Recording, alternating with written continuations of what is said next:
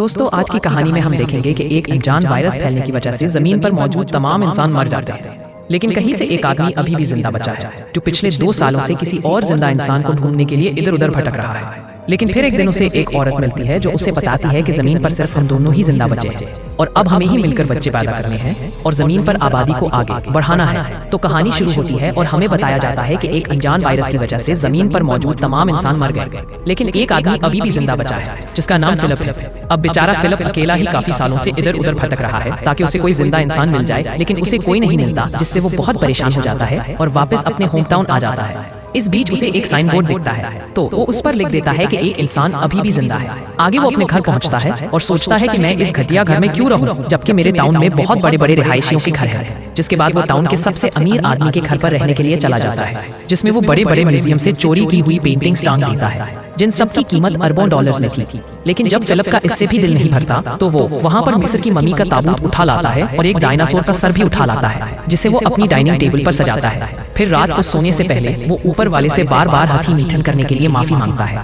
जो वो पिछले 2 सालों से कर रहा था। फिर अगली सुबह वो टॉयलेट जाता है, लेकिन उसमें पानी नहीं आ रहा था, तो वो अपना पिछवाड़ा धोने के लिए बहुत सारी बिस्लरी की बोतल उठा लाता है। फिर पेट खाली करने के बाद उसे भूख लगती है तो वो एक सुपरमार्केट में जाता है, जिसके दरवाजे को खोलने की बजाय वो उसे बंदूक से उड़ा देता है। फिर अंदर आकर वो अपने लिए बहुत सा खाना लेता है, लेकिन तभी उसकी नजर वहां रखी गंदी मैगजीन्स पर जाती है, जिसको वो ठोंस ठोंस कर अपनी ट्रॉली में डाल लेता है और वहां से निकल लेता है।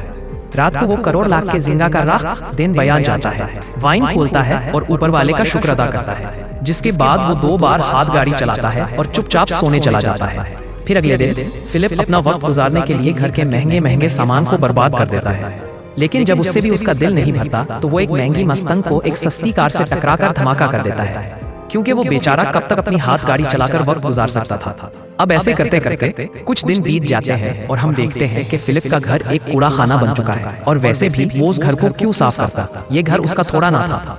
आगे वो एक रबर के पूल को शराब से भर देता है और इसी में नहाता है, इसी को पीता है। इसी बीच अचानक उसे जोर का टॉयलेट आ जाता है, लेकिन उसके टॉयलेट में कोड़ा पड़ा था, इसलिए वो अपने लिए एक नया कमोड बनाने का सोचता है।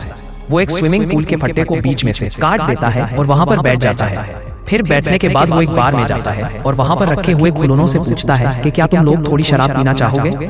लेकिन जब वो खिलौने उसे कोई जवाब नहीं देते तो वो खुद ही पूरी बोतल शराब पीकर वहां पर बेहोश हो जाता है। थोड़ी देर बाद जब उसे होश आता है तो वो एक खिलौने को अपने साथ कार में लेकर एक लड़की के पत्ते के पास जाता है और उससे बातें करने लगता है। कहता है कि मैं बहुत दिनों से तुम्हें नोटिस कर रहा हूँ, लेकिन मुझ में इतनी हिम्मत नहीं थी कि मैं तुम्हें अपनी दिल की बात बता सकूं। जो कि करके वो उसे बोसा देने लगता है कि तभी उस पत्ते का हाथ टूट जाता है, जिसे देखकर फिलिप उदास हो जाता है और अगले दिन एक पहाड़ी पर जाकर वहां RIP फिलिप लिख देता है। जिसके बाद वो अपनी कार में बैठता है और उसे फुल स्पीड से पहाड़ी से क्रैश करवाने के लिए आगे बढ़ता है, लेकिन उससे पहले कि वो अपनी जान देता उसे वहां कुछ अजीब सी चीज दिखाई देती है। वो जल्दी से अपनी कार रोकता है और देखता है कि पहाड़ के पीछे से धुआं निकल रहा है, जिसका मतलब था कि कोई इंसान अभी भी जिंदा बचा है। इसलिए वो जल्दी से उस धुएं की तरफ आगे बढ़ता है। फिर उस जगह पर पहुंचकर उसे एक कैंप लगा हुआ दिखाई देता है, जिसके साथ वहां एक लड़की की बरा भी लटकी हुई थी, जिसे देखकर वो खुश हो जाता है और उस बरा को सूंघने लगता है। जिसके बाद वो वहां पर बेहोश हो जाता है। थोड़ी देर बाद जब उसे होश आता है तो वो खुद को एक खूबसूरत लड़की की गोद में लेटा हुआ पाता है, जो उसे कहती है कि मुझे तो यकीन ही नहीं हो रहा कि तुमने मुझे ढूंढ लिया, जो कि करके वो उसे बोसा देने लगती है।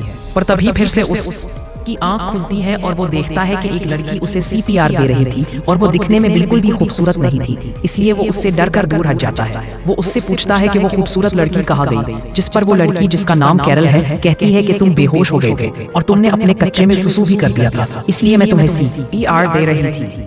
फिलिप कहता है कि मैंने सुसु नहीं किया, ये पहले से ही गिला था।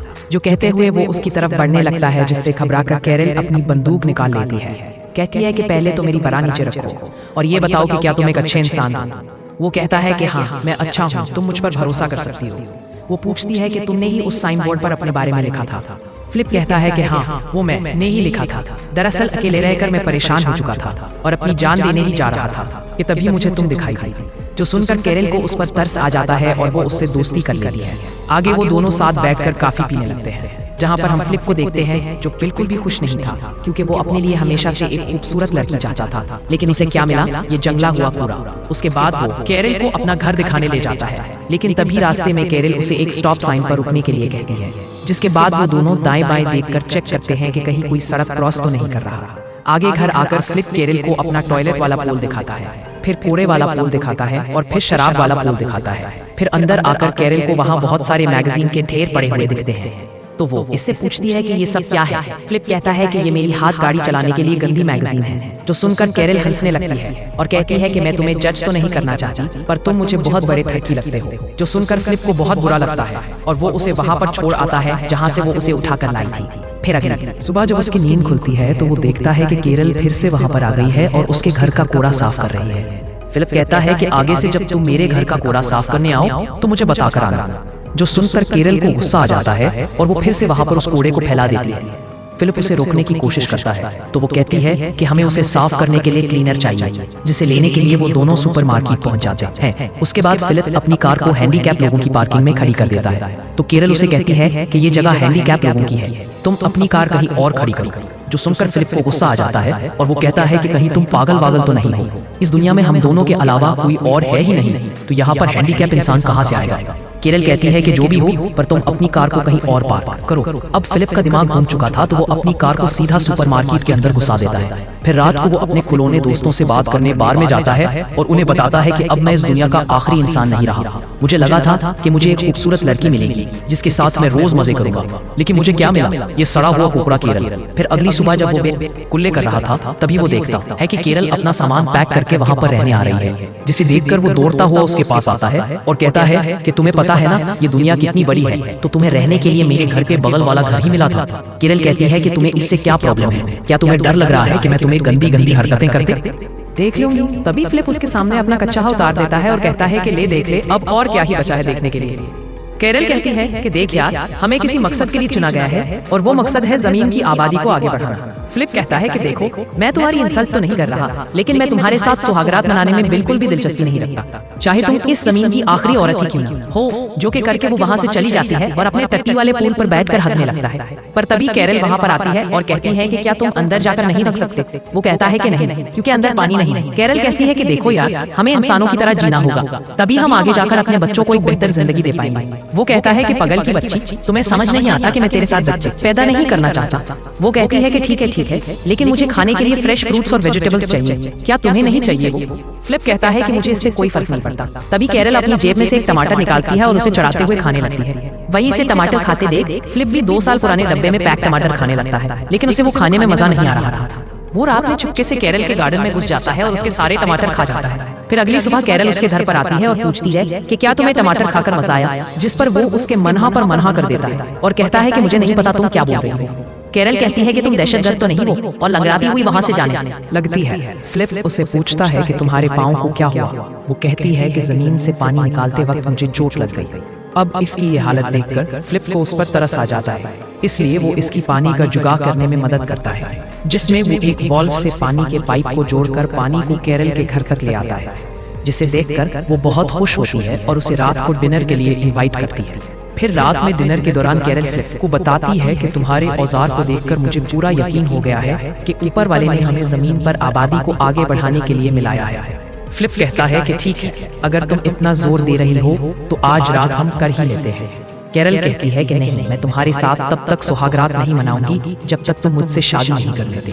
जो सुनकर वो हंसने लगता है और कहता है कि तुम मजाक अच्छा कर लेती हो।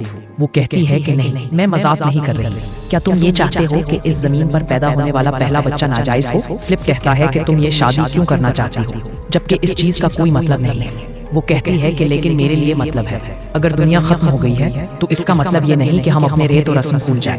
अब फिलिप को किसी भी हाल में इसके साथ इंटीमेट होना ही था, इसलिए वो इसके साथ शादी करने के लिए राजी हो जाता है। केरल कहती है कि पहले तुम मुझे अच्छे से कहो, अपने घुटनों पर बैठकर, जिस पर फिलिप अपने घुटनों पर बैठकर उसे प्रपोज करता है और केरल उसे हाँ बोल देती है। लेकिन इसकी हाँ सुनकर फिलिप को बिल्कुल भी खुशी नहीं होती, तो वो डिनर को आधे में ही छोड़कर वहाँ से घर चला जाता है, जिसके पीछे पीछे केरल उसके लिए खाना लेकर आती है और कहती है कि तुम्हें पता है अमेरिका का सदर मर चुका है, इसलिए अब हम दोनों में से ही किसी को सदर बनकर मुल्क की कमान अपने हाथ में लेनी होगी। वही फिलिप, जो इससे बहुत ज्यादा परेशान हो चुका था, कहता है कि तुम ही बन जाओ सदर। वो कहती है कि मैं नहीं बन सकती क्योंकि मुझे लोगों के दरमियान तकरीर देना नहीं आता, इसलिए दोनों की रजामंदी से फिलिप को सदर बना दिया जाता है। फिर अगले दिन केरल स्टोर से शादी के लिए कुछ सामान लेने जाती है। वहाँ फिलिप अपनी बैचलर पार्टी एंजॉय कर रहा था, जिसमें वो बहुत सारे टिश्यू पेपर्स को इकट्ठा करके उनमें आग लगा देता है। उसके बाद वो फटे हुए पुराने कपड़े पहनकर चर्च पहुंचता है, जहां कैरल ने चर्च को बहुत अच्छे से सजा रखा था और खुद भी वो बहुत अच्छे से तैयार होकर आई थी। फिर शादी के दौरान जब रंग पहनाने की बारी आती है तो फिलिप शादी की रंग लाना ही भूल जाता है। दरअसल वो ये शादी करने में बिल्कुल भी दिलचस्पी नहीं रखता था, जिसे देखकर कैरल गुस्से में आ जाती है और शादी को दरमियान में ही छोड़कर वहां से चली जाती है। तभी फिलिप उसके पीछे पीछे उसके घर पहुंचता है और उसे दरवाजा खोलने के लिए कहता है, लेकिन वो दरवाजा नहीं खोलती तो वो उसका दरवाजा तोड़ देता है। फिर अंदर आकर वो देखता है कि कैरल ने अपने घर को बहुत खूबसूरत सजा रखा था, क्योंकि वो अपनी शादी को लेकर बहुत ज्यादा एक्साइटेड थी। उसके बाद वो कैरल को देखता है जो सड़ी हुई शक्ल के साथ एक कमरे में बैठा है। फिलिप उसे माफी मांगता है और कहता है कि मैं वाकई में रंग के बारे में भूल गया था, अगर मुझे याद रहता तो मैं पक्का लेकर आता। कैरल भी उसे माफ कर देती है, जिसके बाद वो दोनों अंगूठी लेने के लिए एक ज्वेलरी शॉप जाते हैं, जहां से वो बहुत सारी अंगूठियां उठा लेते हैं, जिन्हें एक एक करके फिलिप कैरल की उंगलियों में पहना देता है और उससे शादी कर लेता है। फिर रात को जब सुहागरात मनाने की बारी आती है तो कैरल फिलिप के साथ इंटीमेट होने की बजाय रात भर उससे बातें करती रहती है। फिर अगले दिन से कैरल भी फिलिप के साथ वो सब कुछ करती है, जिसे देखकर फिलिप को बहुत मजा आता था। इसके बाद वो कैरल को अपनी एक्स गर्लफ्रेंड से भी मिलवाता है, जिसे देखकर कैरल को उससे जलन होने लगती है तो वो उसे उठाकर बाहर फेंक देती है। फिर खूब मौज मस्ती करके जब दोनों घर की तरफ जा रहे थे तभी चौराहे पर उनकी कार एक लिमोजीन से टकरा जाती है। फिलिप जल्दी से उतरकर उस लिमोजीन को देखने जाता है कि कहीं उसमें कोई इंसान तो नहीं है, और तभी उसमें से मेलिसा नाम की एक खूबसूरत लड़की नीचे उतरती है, जिसे देखकर फिलिप के तो होश ही उड़ जाते हैं। वहीं कैरल भी मेलिसा को देखकर बहुत खुश होती है और फिर वो तीनों उसकी कार से फिलिप के घर की तरफ जाने लगते हैं, जहां रास्ते में फिलिप मेलिसा को घर ले जा रहा था और उसको पटाने के लिए उसकी छोटी छोटी बातों पर हंसाकर खुश कर रहा था। मेलिसा बताती है कि मैं वो टाउन के बाहर लगे साइन बोर्ड को पढ़कर यहाँ आई थी और पिछले 2 हफ्तों से यहाँ पर कुत्ते की तरह भटक रही थी, लेकिन मुझे यहाँ पर कोई नहीं मिला। जो सुनकर फिलिप सोचने लगता है कि मुझसे कितनी बड़ी गलती हो गई, ये लड़की तो कैरल से पहले यहाँ पर आई थी। तभी कैरल भी मेलिसा को बता देती है कि हमने भी 1 हफ्ता पहले ही शादी की है। जो सुनकर मेलिसा चौंक जाती है और कहती है कि यार तुम तो बड़े तेज निकले। वो शादी वाली बात फिलिप को बिल्कुल भी अच्छी नहीं लगती, और इससे पहले कि कैरल उन्हें कुछ और बताती वो कार की बीच वाली खिड़की को बंद कर देता है। इसके बाद वो तीनों घर पहुंचते हैं, जहां मेलिसा इसके घर में लगी हुई महंगी महंगी पेंटिंग्स देखकर हैरान हो जाती है और कहती है कि मैं बहुत थक गई हूँ, मुझे आराम की जरूरत है। फिलिप कहता है कि तुम मेरे घर पर आराम कर लो, हम बहुत सारी बातें करेंगे और साथ में मिलकर खूब मजे करेंगे। पर तभी कैरल कहती है कि अगर मैं होती तो इसके घर में बिल्कुल भी नहीं रखती, क्योंकि फिलिप इस घर के पूल का इस्तेमाल हगने के लिए करता है। जिसे सुनकर मेलिसा कहती है कि ठीक है, मैं अपने लिए कोई दूसरा घर ढूंढ लूंगी।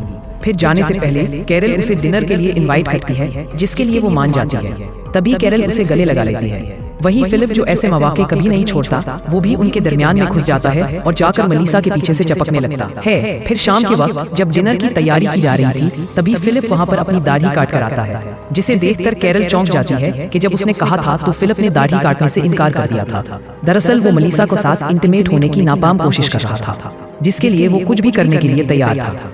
फिर रात में जब सब डिनर टेबल पर थे तभी फिलिप मेलिसा को घर ले जा रहा था और खुद को कोस रहा था कि इसने इतनी बार जल्दी शादी क्यों करी। जिसके बाद वो मेलिसा की हर बात में हाँ मिलाने लगता है, जैसे कि जो मूवी मेलिसा की फेवरेट थी वो फिलिप की भी फेवरेट थी, जो खाना मेलिसा का फेवरेट था वो फिलिप का भी फेवरेट था, जो कार उसकी फेवरेट थी वो फिलिप की भी फेवरेट थी। दरअसल सब इसलिए कर रहा था ताकि मेलिसा को लगे कि उन दोनों के दरमियान कोई कनेक्शन है। फिर डिनर खत्म होने के बाद कैरल फिलिप को अपने साथ मस्ती करने के लिए बुलाती है, लेकिन फिलिप का बिल्कुल भी दिल नहीं था, तो वो उसे मना कर देता है और कहता है कि मेरे पेट में दर्द है। कैरल पूछती है कि तुम मुझे एक बात बताओ, कहीं तुम मेलिसा से मुतासिर तो नहीं हो? वो कहता है कि नहीं, ऐसा कुछ नहीं है, जिसे सुनकर वो सोने चली जाती है। तभी आधी रात में मेलिसा उसे अपने बचाने आती है, जिसे देखकर फिलिप कुत्ते की तरह उसके पीछे जाने लगता है। पर तभी उसे वहां कमोड पर बैठी कैरल दिखाई देती है, जिसे देखकर वो बहुत ज्यादा डर जाता है। फिर अगली सुबह मेलिसा फिलिप से मिलने आती है, जहां वो देखती है कि फिलिप वर्जिश कर रहा था। दरअसल वो मेलिसा को अपनी बॉडी दिखाकर उसे मुतासिर करना चाहता था। मेलिसा उसे बाहर बुलाती है और पूछती है कि ये सब क्या है। फिलिप कहता है कि ये मेरी तरफ से तुम्हारे लिए एक तोहफा है, क्योंकि मैंने तुम्हारी लिमोजीन तोड़ दी थी। वो कहती है कि तुम्हें ये सब करने की कोई जरूरत नहीं है। इसी बीच कैरल फिलिप को आवाज देकर अपने पास बुलाती है और पूछती है कि क्या तुमने मेलिसा को एक नई कार गिफ्ट की है। वो कहता है कि हाँ, क्योंकि मैंने उसकी लिमोजीन तोड़ी थी। वो कहती है कि तुम्हारे पास ये सब करने का वक्त है, जबकि मैं तुम्हें 100 बार कह चुकी हूँ कि मेरा दरवाजा ठीक कर दो, पर तुम्हारे पास इसके लिए वक्त नहीं है। अब मुझे नहीं पता तुम उसे कैसे भी ठीक करोगे। आगे कैरल मेलिसा को अपनी शादी की फोटो दिखाती है, जो उसने खुद ड्रॉ की थी। मेलिसा पूछती है कि अगर तुम दोनों की शादी हो गई है तो तुम दोनों साथ में क्यों नहीं रहते। वो कहती है कि नहीं, मैं इसके साथ नहीं रह सकती, वो बहुत गंदा है। मैंने इसके साथ शादी सिर्फ जमीन पर आबादी को बढ़ाने के लिए की है। वहीं जब फिलिप दरवाजा ठीक कर रहा था तभी मेलिसा उसके पास आती है। वो कहती है कि मेरे पास एक जनरेटर है जिससे हम बियर को ठंडा करके पी सकते हैं, इसलिए तुम शाम को केरल को लेकर मेरे घर आ जाओ। लेकिन फिलिप अकेले ही उसके घर बियर पीने पहुंच जाता है और कहता है कि केरल की तबीयत खराब है इसलिए वो नहीं आ सकती, जबकि उसने केरल को यह बात भी नहीं बताई कि मेलिसा ने उन्हें बियर पीने के लिए इनवाइट किया है। फिर बातों के दौरान मेलिसा उसे बताती है कि मैं पिछले 2 सालों से किसी मर्द की तलाश में भटक रही हूँ, क्योंकि मुझे भी मजे करने काफी साल बीत चुके हैं। मेरी भी कुछ जरूरियात हैं जिन्हें मैं पूरा करना चाहती हूँ। फिलिप कहता है कि हाँ मैं समझ सकता हूँ, ये सब नेचुरल है। मेलिसा कहती है कि मैं दोनों के लिए बहुत खुश हूँ कि तुम दोनों साथ हैं, भले ही तुम दोनों में झगड़ा चलता रहता है पर तुम दोनों साथ तो हो जिसकी मैं बहुत इज्जत करती हूँ। वही फिलिप उसे ये बताने के लिए तरसा जा रहा था कि मैं केरल से बिल्कुल भी खुश नहीं हूँ, मैं तो तुम्हारी जैसी किसी लड़की के साथ मजे करना चाहता था, पर मुझे क्या मिला, ये सड़ा हुआ कोड़ा केरल। मेलिसा कहती है कि मेरी भी किस्मत देखो, मुझे जमीन पर मौजूद एक आखिरी मर्द मिला और वो भी शादीशुदा। फिलिप कहता है कि फिक्र मत करो, अब वो मर्द शादीशुदा नहीं रहेगा, जिसके बाद वो अपनी शादी तोड़ने के लिए केरल के पास जाता है। लेकिन वो उसे कुछ कह नहीं पाती क्योंकि वो उनकी शादी की फोटो से दरवाजे पर दिल बना रही थी, जिसे देखकर उसे केरल पर तरस आ जाता है और वो उसकी फीलिंग्स को हर्ट नहीं करना चाहता था, इसलिए वो चुपचाप वहां से अपने घर चला जाता है। वहीं दूसरी तरफ हम एक ऑडी को आते हुए देखते हैं, जिसका मतलब था कि एक इंसान और भी है जो इस जमीन पर जिंदा बचा है। वो इंसान वहां पर फिल्म का वो अलाइव वाला बोर्ड देखता है और इस टाउन की तरफ निकल पड़ता है। अब ये इंसान कौन था और इन लोगों के अलावा और कितने इंसान हैं जो अभी भी जिंदा बचे हैं, और क्या फिल्म मेलिसा के साथ सुहागरात मना पाएगा, ये सब देखेंगे हम अगले वीडियो में। शुक्रिया।